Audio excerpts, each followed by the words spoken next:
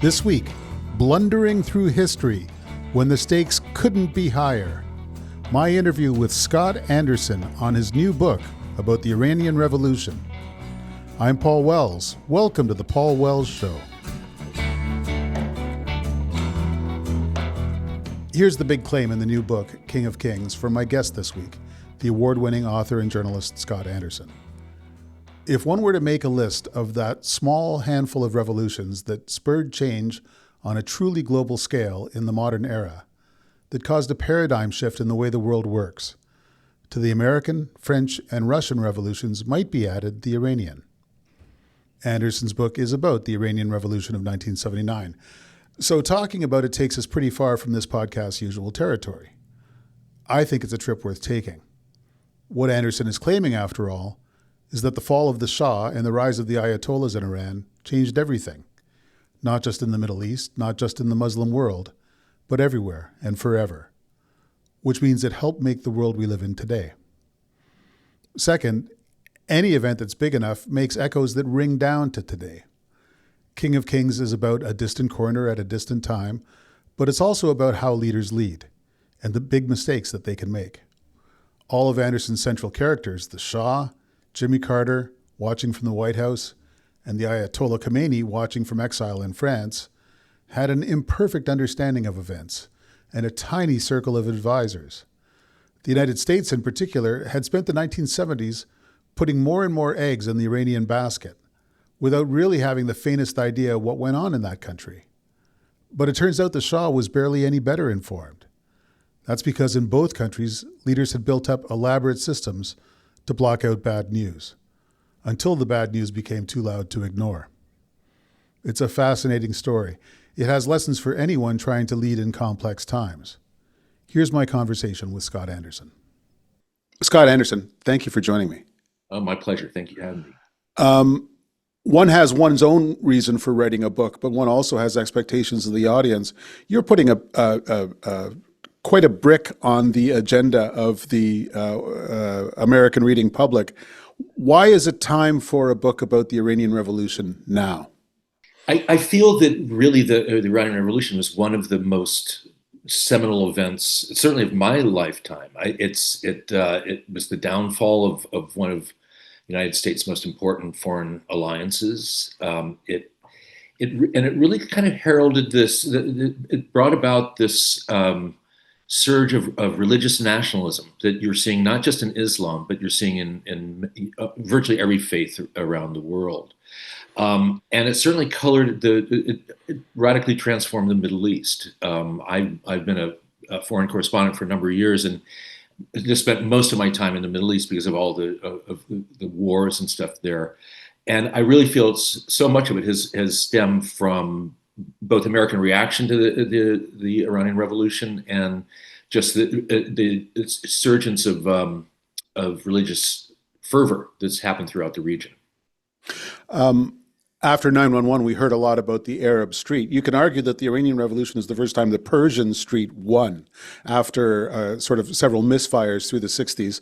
And in winning, it sort of opened the door for the street all over the place, many different kinds of street, to sort of start to feel its oats and become more assertive. That's one of the early claims of your book. Right.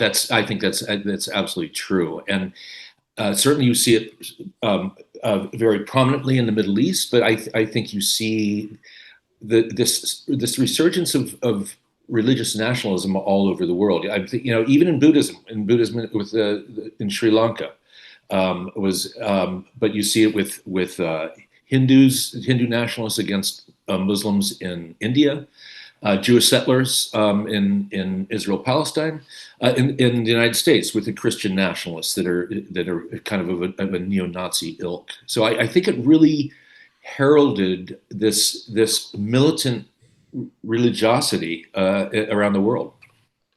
And it also ends up being a kind of a self-help book for aspiring dictators and foreign service officers whose Right. alternative title could have been "Get Your Head Out of Your Ass." That's right.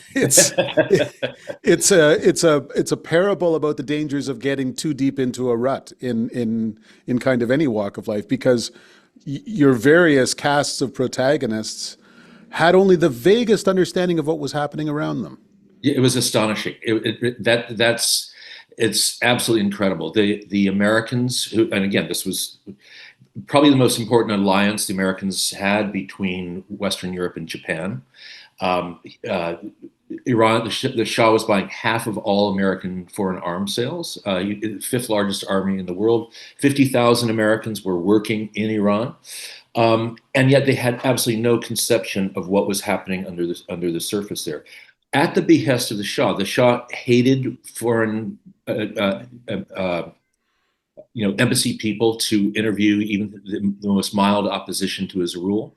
So the Americans just never bothered to do it. The CIA did no domestic, not even surveillance, just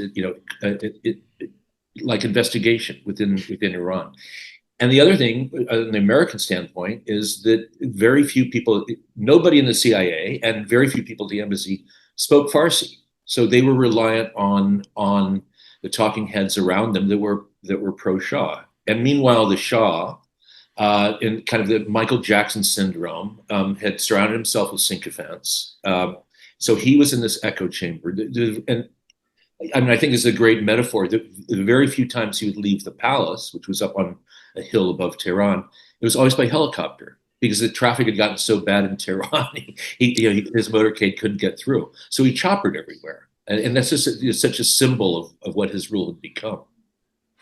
Um, you spend a couple pages early on describing an important meeting between the Shah and his key advisor, Asadullah Alam, in which you emphasize the extraordinarily rigid formality of the whole thing, so that Alam takes care never to turn his back on the Shah as he navigates the long entry into the office, and he addresses him in formal language and so on.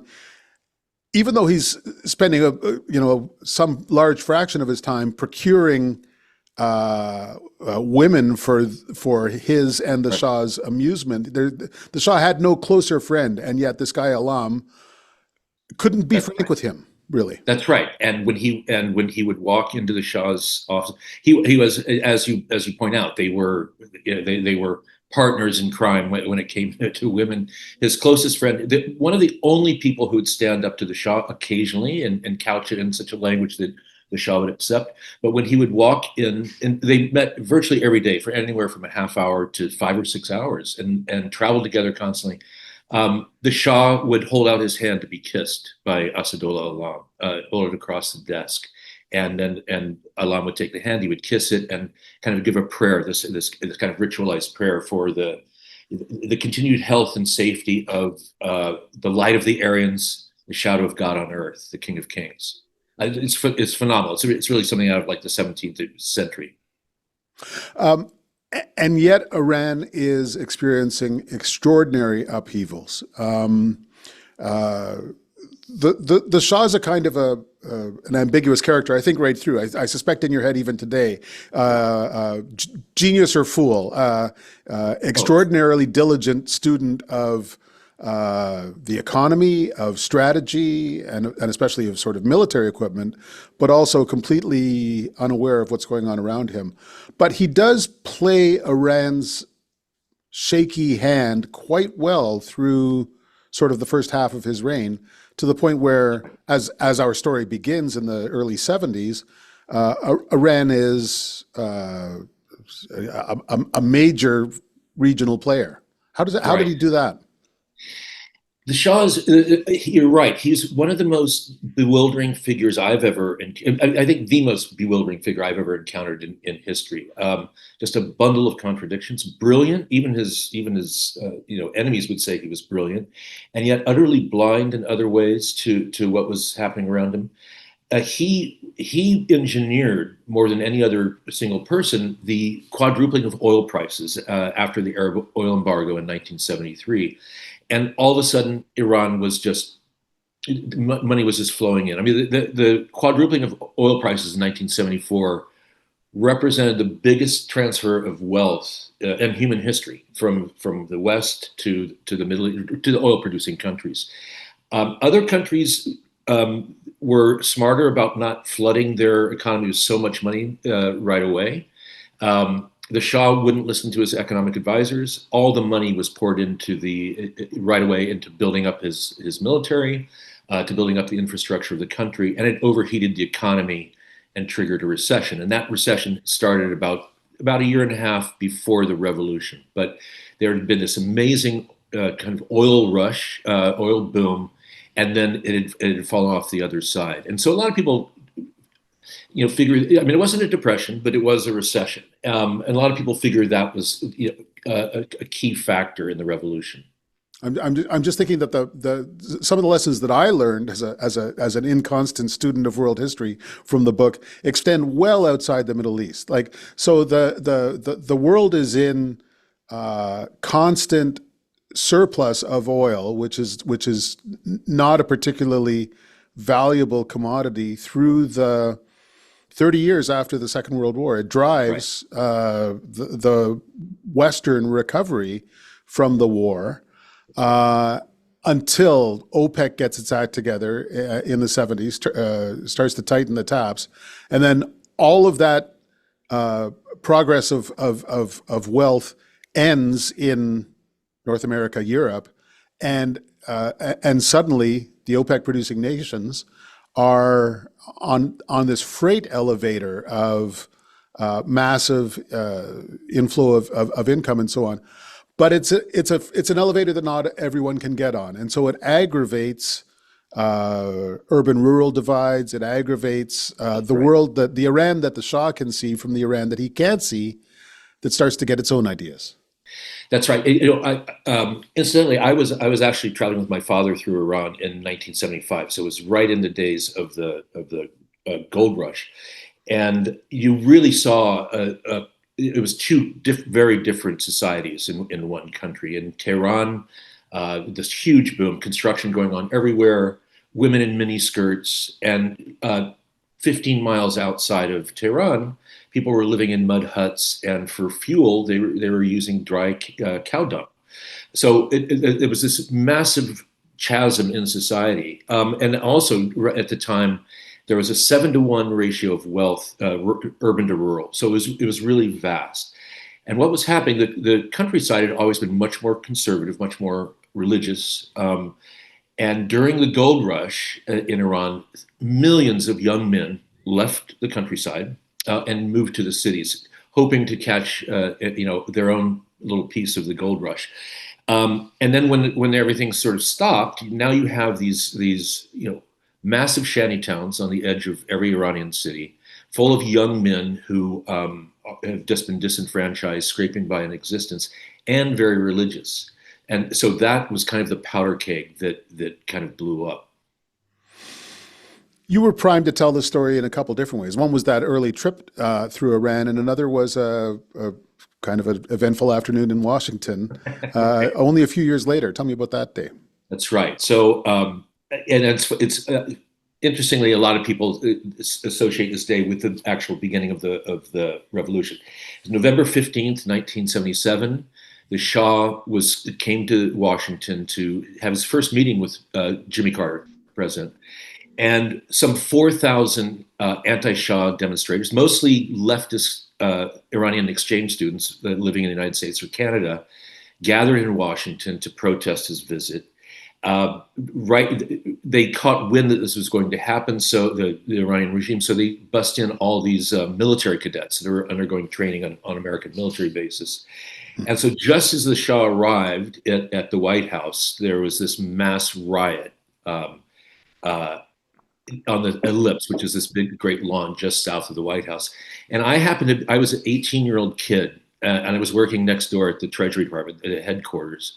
And I was the special aide to the Secretary of Treasury, basically as errand boy. And so I had just wandered over, and I was actually in the kind of no man's land between these two sides, the pro and the anti-Shah demonstrators, when the no man's land disappeared. They both charged each other, and I was caught in the middle of it. And I make the point that I got knocked to the ground. Somebody hit me in the back with a club, and it was so hard that I don't know who hit me, but I figured it was one of the cadets over some leftist graduate student because he had some power behind. They were good at it, so they had to be. Yeah. Okay. So that's the sort of thing you would marvel at on the day and follow the headlines for a few days after, but basically tuck away until much later. Right. The significance of it would come to you, much later in your life. Well, actually, not that much longer, because within about 2 months after that visit, the Iranian Revolution started, and I think what's very important about that day, November 15th, is it was being shown live in Iran. His arrival, this triumphant visit of the Shah to the American president, but the way most Iranians interpreted it was, oh, the Americans are humiliating the Shah. Like, why would they let this happen in the nation's capital? So it was actually interpreted as like, oh, the Americans are kind of trying to cut him loose, and that's really fed into this idea that the Shah had fallen out of favor with the United States, and that he was in a weakened state. And very quickly after is when you started seeing demonstrations inside Iran for the first time in a decade. Now, we have the luxury of knowing how the story ends. This is the crisis that ends Jimmy Carter's presidency. Right. Surely he kept an eagle eye on it from the outset, knowing the dangers, he said naively. One would think. Yes. No, it's ironic. What people forget about Jimmy Carter was he probably had the most ambitious foreign policy initiatives of any president in my lifetime. The Panama Canal negotiations, SALT II, the recognition of China, full recognition, Arab-Israeli peace talks, and by bizarre coincidence, every time there was a major milestone, a major crisis point in the Iranian Revolution, Carter was otherwise occupied with something that seemed even more important at the moment. There was a massacre in Tehran where over 100 people were killed by, it was called Black Friday. Demonstrators were killed by soldiers, and people were begging Carter to get in touch with the Shah to reassure him and stuff. He was at Camp David with Menachem Begin and Anwar Sadat. So he gets on the phone and he talks to the Shah for a total of 6 or 7 minutes. But and again, it was this other things were going on. The other thing is that he was very ill served by the news coming out of the American embassy in Tehran. There were very few people who were saying, this place is in trouble. The narrative almost right up to the end was the Shah's got this under control. Everything's going to be fine. This is a little blip, but certainly his throne is not in danger. Up to the point where the Shah was saying, Carter was saying, even 3 weeks before the Shah went into exile, everything's under control. That obviously, we have full faith in the Shah. One of the built-in ironies of this is that because the Iranian people saw the Shah as the American Shah, the more the administration came out and voiced their support for him, the more it fueled this idea of the Shah being this American lackey.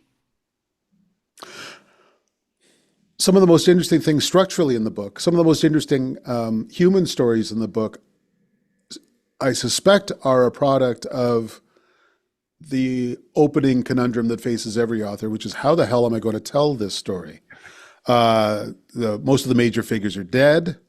If I'm not mistaken, you don't speak Farsi. I do not. And you needed some storytellers. So you introduce a sort of series of figures just outside the periphery who end up playing key roles. Right. And on this story of really how much the Americans were flying blind, I was struck by the story of Henry Precht, who's a political and military officer in the sort of the liaison between the State Department and the Iranian government early on. Right. And on his way in, he asks around and says, "What do we have on Iran now that I'm going to go working there?" And he gets kind of a surprising series of answers. That's right. He meets with the director of the Iran desk at the State Department, and there's this whole, usually an orientation. When you're about to be being sent to another country, it's this orientation lasts 2 to 3 weeks. I think Prex lasted 2 or 3 days. He was going as the military liaison, what they call the political military officer to be with the Iranian military, and he said, "Well, shouldn't I take Farsi lessons?" And the Iran director said, "No need. Everyone you're going to be talking to speaks English." And Prex said, "Well, what has been written? Are there any books I should read?" And the director goes, "No, nothing." So he just walks into this really just completely blind, and that was representative of just what happened again and again and again with Iran. And people who did say that there were problems were actively discouraged. I talk about one character. He started out as a Peace Corps volunteer, and he then became a Foreign Service officer in Iran.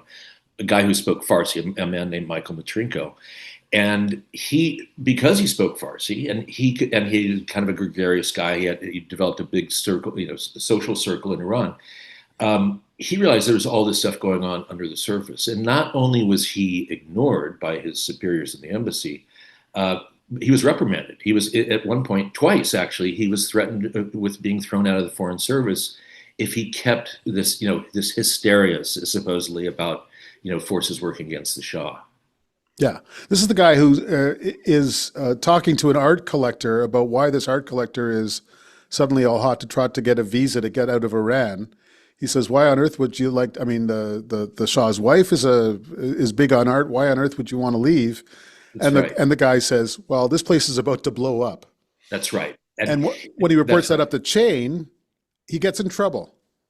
That's right. So this is 1977. This is it was March of 1977. So about before the Shah has even come to Washington and stuff. But Matrinko, he is assigned to the visa office, and because he speaks Farsi, he's talking to people, and he very quickly realizes people are taking their money out of the country and putting it abroad. And this art collector has this priceless art collection of Persian art, and he is trying to send it out. And as you said, he says this place is about to blow up. The line for visas to get out of Iran in early 1977 went down for 2 blocks. People were spending the night out to get in line in the morning. And the great thing that Matrinko told me was that CIA officers were coming to him because there was such a backlog. CIA officers were coming to him with the passports of their best assets, the people in the field, and saying, "Hey, will you put this visa on the top of the pile?" And Matrinko said, "Hey, Mr. Intelligence Officer, what does it tell you when your best sources are trying to get the hell out of the country?" And they didn't put it together, the CIA. So I'm not sure whether it was him or someone else who catches wind of an incipient revolt in the Air Force. right. And It was him. Yeah. it was him. And Air Force officers are trying to discourage their sort of enlisted men from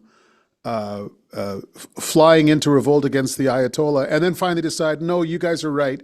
We're going to join your little revolt. That's And right. again, the fact check on this astonishing claim that the Iranian Air Force is turning against the Shah, the fact check is fairly cursory. Right. Right. That's right. So, and the Air Force was the Shah's darling. He was a pilot himself.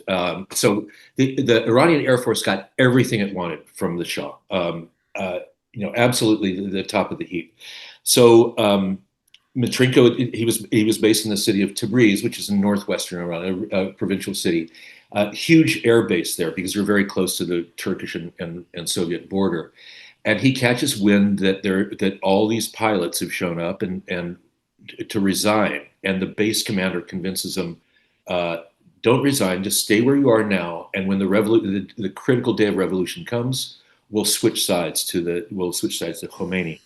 Um, Matrinko relays this to Washington. This is a top secret thing, so it goes by what they call a one-time pad. It's the most top secret way of coding and communication. So it goes to the ambassador. The ambassador is sitting around playing poker at the embassy, and he tells the head military liaison, because there's a small group of American military advisors also living on the military base in Tabriz. He says, "Call your guys up and find out what the story is with this mutiny." So the general, the American general, calls this bar on the base where all the American military advisors are hanging out. And they say, "Yeah, don't see anything happening here," and that's the end of it. And then Matrenko gets called to Tabriz, and that's the second time he was threatened with being thrown out of the foreign service, because it's like, and then of course the irony is, after the revolution, the Air Force did switch sides, and that base commander in Tabriz became the first Minister of Defense in the revolutionary government. So again, Matrenko was right. One other story that made my eyes kind of pop out of my head, even though it's been previously reported, is Ayatollah Khomeini's in France. He's got a sort of a small corporal's guard around him to act as his enablers and propagandists. And one of these guys is Sadegh Gopzadeh, who ends up in a torrid relationship with a Radio Canada reporter named Carol Jerome. That's you are kind not to spend more than a page or two on this, because as a Canadian reading this, I was just absolutely astonished. Yeah. I can't think of a more blatant case of coloring outside the lines for a reporter to take up with an Iranian revolutionary. That's right. And again, she's kind of representative because she's starry-eyed because of her relationship with Gopzadeh, and he was feeding her this kind of this image of Khomeini as this moderate, democracy-loving cleric. And this was kind of going on. There were about three men that were right around Khomeini, all Western educated. Certainly much more moderate. They were Islamists, but much more moderate than Khomeini turned out to be. But when Khomeini got to Paris in early October of 78, about 2.5 months before the revolution succeeded, all of a sudden, all the Western media was, at his doorstep. And so people like Gopzadeh and the man I profile in the book, Ibrahim Yazdi, they acted as interpreters, translators for Khomeini, because of course none of the Western journalists spoke Farsi either. And there's these amazing stories of how, at one point a journalist asked Khomeini, well, if the Shah doesn't step down soon, what will you do? And Khomeini said, I will call for rivers of blood to flow. And how that was translated back to these journalists was, well, he'll be very upset. Yeah. The rivers of blood was not translated. And remarkably, the other thing is that so people didn't look at what Khomeini had written before. And it really underscores to me how much communication has changed. And really, communication of 1978 had more in common with communications of 200 years before than it does now. That Khomeini's writings, Khomeini's sermons from 25, 30 years before, which were really extremist, very anti-Semitic, very anti-West, but just really kind of a medieval notion of Islam, nobody had read them. Certainly nobody in the West. So they had no idea of what this guy was really about. And I use this example of like anyone today with a laptop and a good search engine could find out more about Khomeini in 2 hours than all the Western intelligence agencies could have done in a month. And so, I mean, part of that was self-fulfilling because none of them spoke the language. But the flow of information was so much more rudimentary, even just 45 years ago. I mean, at its best, that environment produced a situation where sort of anyone with an idea and a little gumption could make it happen because nobody was filling forms out in triplicate. That's right. At its worst, it turned the Middle East into a center of turmoil and revolution for a generation. So That's right. six That's of one, right. half a dozen of the other, I guess. Yeah, yeah, yeah. And the other, the irony of it's something that I had not really fully comprehended. But in 1978, the Americans were still in the Cold War, and Carter, but despite being a progressive, and they saw everything through the prism of the Cold War, and that this kind of zero sum game where if we lose, then the Soviets automatically win, and vice versa. So for a very long time, when the Shah looked to be in trouble, the biggest fear was that Iran would go red. In fact, the Communist Party in Iran was embryonic. There was never a leftist threat, and the Soviets had no involvement in the revolution at all. But then, when Khomeini comes along, and he's this, virulently anti-communist, arch-conservative, this idea starts setting in the Carter administration of like, okay, well, obviously the best thing would be if the Shah survives, but if this religious cleric takes over, that's not the worst thing either, because the worst thing would be communists. And so, and then the great irony is that, as you said, 45 years later, we're still dealing with this right-wing cleric taking over, where if it had gone communist, 10 years later, everything fell apart for, in the communist world. So, that probably would be over. Yeah. Now, the Shah had dealings with every president from FDR to Jimmy Carter, and you sketch those relations, often troubled, often essentially condescending, because the Shah was, at the outset, a very young man with a very tenuous grasp on a throne whose value was not obvious to American presidents. And then by the time he gets to Richard Nixon, he absolutely hits the jackpot in a way that astonished the two presidents who followed Nixon. What did he get from Nixon? So yes, so the Shah, ever since coming to power in 1941, his father was deposed, was forced to abdicate by the British and the Russians. So he was a 21-year-old, and seen as very kind of callow and weak. And he was always trying, for decades, he was trying to win over the Americans, to become sort of an important ally of the Americans, as a way to at the time the British Empire was still in the region, is to kind of reduce the local power of both the Soviets and the British, and so the Americans were this third force. But he had nothing to offer. Americans were awash in oil; they didn't need oil, and they also didn't want to open up another front in the Cold War. So the Shah wanted to build up this army. The Americans had no interest in it. It all began to change in the 1960s, when now America was no longer an exporter of oil. It was starting to import, and also the American military machine had been really set back by the Vietnam War. So what Nixon and Kissinger did, it was called the Nixon Doctrine, where they appointed regional powers to be the kind of American policemen of the region. So in the Middle East, it was Saudi Arabia and Iran. And there was this pivotal meeting in Tehran where Nixon and Kissinger came. They met with the Shah, and they said, from now on, the Shah had always been buying weapons, trying to buy weapons from the Americans.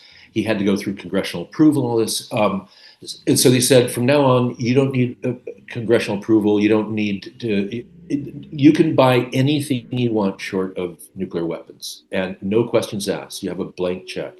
And this was this was manna from heaven for the Shah. And this started this insane arms binge that he did, where virtually all the money coming into the country was going to build up this massive military. At a key point, the Iran military was bigger and certainly stronger than all the militaries of the Arab world combined. So, if he wants to buy a radar system or a new tank or something like that. He does it. He's not going to have Congress on his back. He's not going to have, and so one of the unintended consequences of this is that he becomes the meal ticket for every American general and admiral who wants some new kit in their arsenal. Because if they can get the Shah interested, then this stuff gets built, and the price goes down because he's sharing the cost. And so suddenly every general and admiral in the American forces is beating a path to Tehran to hitch their wagon to the Shah. Yeah, I mean, along with every defense contractor and defense company, but yes, generals and admirals. And there's a great, so actually you were mentioning Henry Precht earlier. At this time, he was still the military liaison in Iran. And an admiral is, well, finally it got so unseemly with these generals and admirals showing up that the embassy said no active, serving military can have an audience with the Shah and try to peddle him, with weapons. And so an admiral shows up in town, American admiral, and he has an audience with the Shah, and Precht and the ambassador before he goes to the meeting take him aside and go, you understand, you're not to try to sell the Shah on this weapon system. And he said, well, and the admiral goes, well, that might be the State Department's position, but that's not the Pentagon's position. I'm here to sell the Shah ships, and and he goes and the Shah, these were like toys to the Shah. He just loved this stuff. He would read like equipment catalogs to waft himself off to sleep at night and things like that. That's right. It's extraordinary. Yeah. But then there's all these reports of how defense contractors would show up and have an audience with them, and the Shah knew the specifications of the weapon system they were trying to sell better than the reps did. He had an encyclopedic knowledge of defense material. But this sort of free hall pass from Nixon and Kissinger badly disincentivizes everybody in Washington against perceiving the possibility that the Shah could be in trouble. Because if the Shah's in trouble, they're all in trouble. And so they don't want to hear it. That's right. They don't want to hear it. It sounds a bit kind of flippant to say, but I really think that one of the key reasons the Americans didn't realize the Shah was in such trouble was because they just didn't want to see it. They were he was so important to the Americans that they couldn't conceive of losing him. So they just didn't conceive of it. And they, kind of this willful blindness to what was happening. And of course, once, in diplomacy, once you establish a precedent like Nixon Kissinger did with the blank check for weapons, it's very hard for another president to come along and rescind it without rupturing the alliance. So that became, set in place. But yes, so you had 50,000 Americans working in Iran, almost all involved in defense-related industries. You had 50,000 Iranian students going to university in the United States. They were buying half of all American arms sales abroad. So the interconnectedness made it to a point where you couldn't conceive of losing this. It'd be like losing Japan or Great Britain. And so the whole apparatus of government became involved around not seeing the problem. And so a guy like Mike Matrinko comes along and he says, "Hey, we've got problems." They shut him out. Another lesson. I mean, because the Middle East isn't my field of specialization, to say the least, I kept finding ways to apply this to everything else that governments do. And another lesson from this book is that almost every large decision is going to have terrible second order consequences, and all the more so if you just assume that it won't. That's right. It had better work out fine, so I'm sure it'll work out fine is probably a bad philosophy.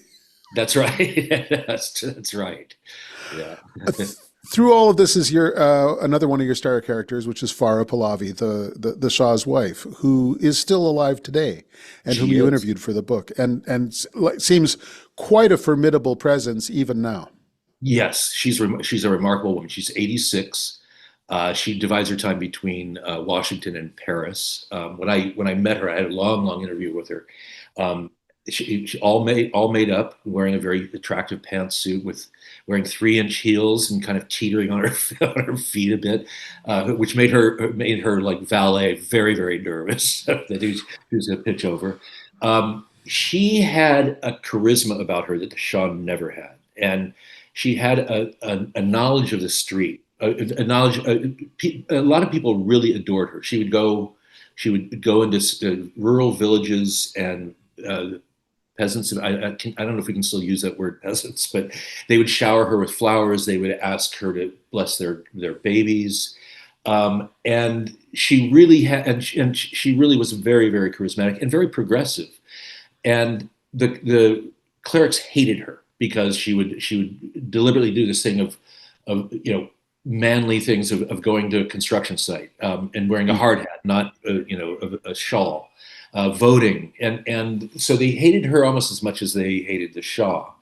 Um, but she started to see things going south, probably about 3 years before the revolution, and she repeatedly tried to warn her husband. And I remember at one point she took him inside, and I think she said, "I think the people are getting tired of us," and he just didn't want to hear it, and he refused to hear it. And certainly, all through the revolution, she knew time was running out at a time when he still thought. I mean, he was just kind of paralyzed. She ends up being a kind of a Cassandra figure. She's got a better sense than the guys do that things are going That's right. wrong, but very limited ability to influence events. That's right. That's right. She also inspires from Jimmy Carter some of the stupidest public statements any statesman ever made. He just Yeah. couldn't stop running off at the mouth about what a looker she was. I know. It's weird, and you realize how much has changed in that. And I don't even think. Well, maybe Donald Trump does that too, but yeah, yeah. He would, and she was an educated woman. She went to a school of architecture in Paris. I mean, she was a very smart, very accomplished woman. And yeah, during these state visits with Carter, he just constantly talked about how beautiful she was. Um, very, and it pissed her off. She seethed at that. So Yeah, I mean, like I uh, hesitate to think what Mrs. Carter thought of all of this, but the right, right. but Farah Pahlavi was not impressed. No, Uh, no, she wasn't. um, you don't play this up at in great detail, but as the story begins, Israel and Iran are more allies than enemies, Oh, and they. Uh, they also sort of watch helpless as the neighbors turn into something they grew to fear and despise. that's right. And so the interesting thing, even though Khomeini was a raging anti-Semite, the Iranian Jews have never been expelled. Where they were, after the 67 war, they were expelled from almost every Arab country. Well, Iran is not Arab, but from every Muslim country, they were expelled. They were never expelled. There's still today. There's quite a large Iranian Jewish community, and there was always ties between Israel and the Shah. Not at the full level of ambassador. He had to keep it somewhat on the down low. But during the Arab oil embargo, when of course the Arabs were not selling any oil to Israel, but the Shah was. So yes, they always had kind of close relations, which again is quite ironic today. Um, what did you make of the recent Israeli and American attacks on Iran's nuclear capability? I think a lot of people are still puzzling over what to make of it and how successful that was. Right. So I've maintained a kind of a discrete communication lines with a number of Iranians inside Iran. Almost all of them would consider themselves of the opposition to the regime to some degree. I've talked with a lot of them since the Israeli and American bombing, and virtually all of them are completely despondent. They feel that this set back the opposition movement for years. So whatever physical damage was done to the country or to the nuclear program, now the regime can. There's been this tremendous rallying around the flag, which usually happens when as a general rule, people around the world don't like being bombed by foreign armies, and so there's been this tremendous rallying around the flag with the clerics, and now the regime it can paint the opposition as lackeys of the Israelis and the Americans. So there's this odd moment where certainly Iran's regional proxies, they've been devastated. Hezbollah, the Houthis, Bashar al-Assad has been overthrown. So that is all in a shambles. But the feeling of Iranians I've talked to is that internally the regime is stronger than ever now. And certainly they feel that the bombings gave the regime a new lease on life when things were really quite bad before. The economy is in ruins. But yeah, so among the opposition, they're quite grim about the bombings. Now, this is your 9th book. You've written novels and nonfiction. Which is harder? I think novels. Huh. I think novels, because it's a great question. With novels, you have to kind of create and inhabit a different world. And what I found when I wrote novels is that if I left it, you leave that world at your own peril. And it always takes a while to come back to it. So I was always, when I was writing novels, I was also doing journalism. So if I went off for a month to do a magazine piece and then came back, it was always difficult to get back to that place. Where with nonfiction, you have the external guideposts. So I find if I have to leave it for whatever reason, I can kind of get back into it quite quickly. What the challenge for me for nonfiction, I've always thought of myself more as a storyteller and that's my journalism is almost always kind of built around, say, a village or a family in a war zone. So for me, it's always been what's the story.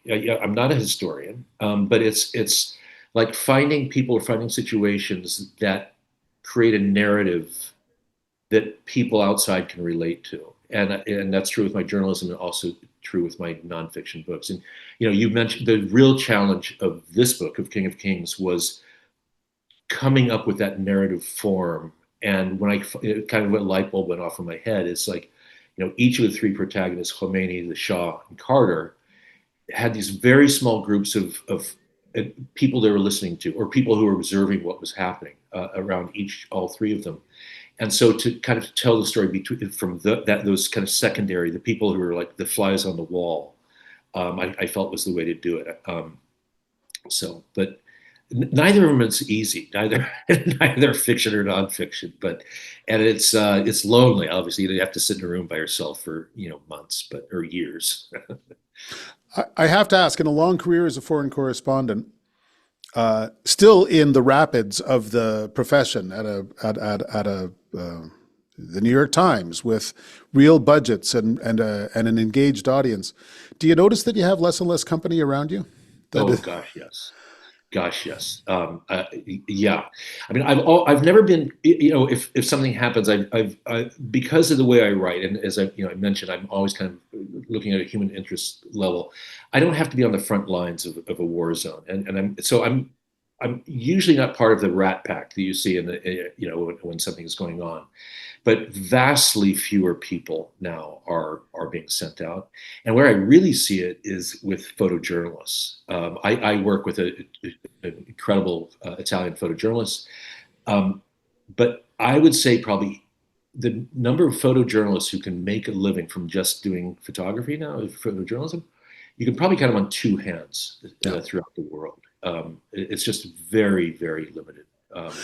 And they have to take more and more of the risk and upfront expense on themselves in hopes of hooking a high-profile client once they've got the photos to show for it, which is a very tenuous existence. That's right. And war zones are usually expensive, right? Just to get around. I mean, to find a fixer, to find a driver.